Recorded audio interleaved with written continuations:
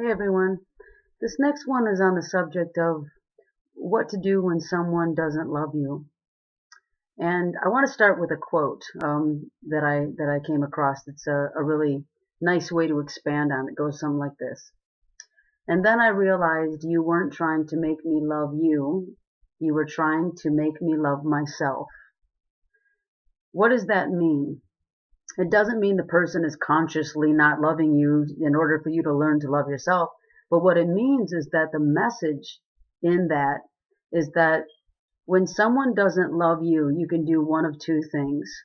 You can externalize it and you can try to manipulate the situation or that person into loving you by trying harder, by dressing different, by trying to be more what they want, or changing yourself, or getting angry at them, externalizing anything outside of looking at yourself.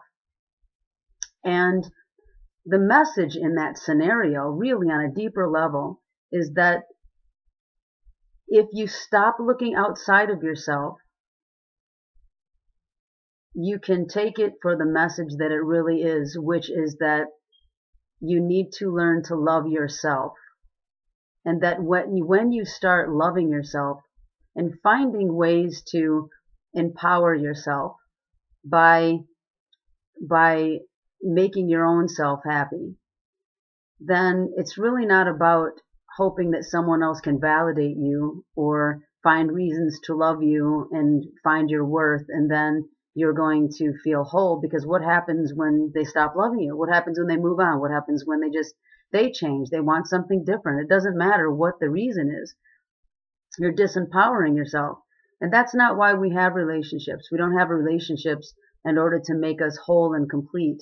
We're supposed to be having relationships to mirror what we're believing and thinking. And when you find someone that treats you badly, for example, it's mirroring in you, from you, some things that you're believing about yourself.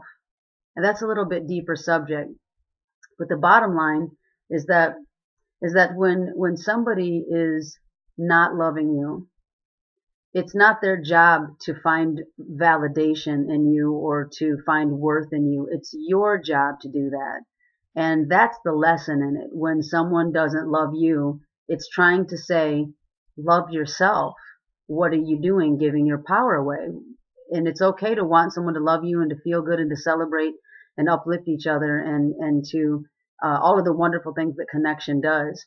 But that's not where the main power comes from. The main power should come from you should be whole yourself. You should be loving yourself first. And if you're not doing that, a situation when someone doesn't love you in return is going to shake your roots pretty deeply. And you're going to panic. And that's what you do when someone doesn't love you that you love. You panic. It's like your oxygen is cut off. It's like, oh my God, I can't live without you. What am I going to do? Or I'll never love again, or I can't find someone better than you. All of these things freak you out because your foundation isn't solid with knowing your own worth.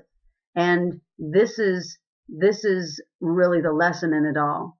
So when you take, and then I realized that you weren't trying to make me love you, you were trying to make me love myself. That's what that means, is that that's really the lesson. And after all these years, or after all these times, or all of these relationships, the message is stop depending on other people to find your worth and your love for yourself. And when you learn to do that for yourself, when you have moments where you feel lonely, or you feel, you don't have someone, or if you're with somebody that you're not having the quality relationship you want, and you feel empty, stop looking outside of yourself for that. Start reaching into your own world, your own life, and look for things that make you feel good about yourself. And know that when you feel good about those things, that's what makes it so beautiful, is the way you're looking at it. When you like a certain picture, when you like a certain song, when you like a certain movie or a certain book, or when you like certain personality traits or a certain dance, or it doesn't matter what you like. What makes that so beautiful is that you're looking at it that way. It's your glasses. It's the way that when you feel when you're having a good time and you're enjoying company and people and being around people, or when you're just enjoying anything, it's you that's making it feel that way. It's coming from you. Those are your glasses. So when you go someplace and you had a good time, why'd you have a good time? Because you were there. Baby, I hope you hear that. Because you were there. You make it good. You make it better, you see. So you take yourself with you wherever you go. And you don't need someone to love you to feel that way about yourself.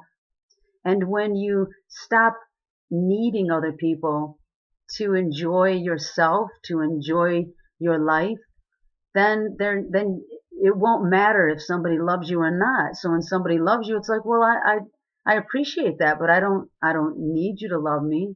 Like, don't let it matter either way whether someone loves you or not.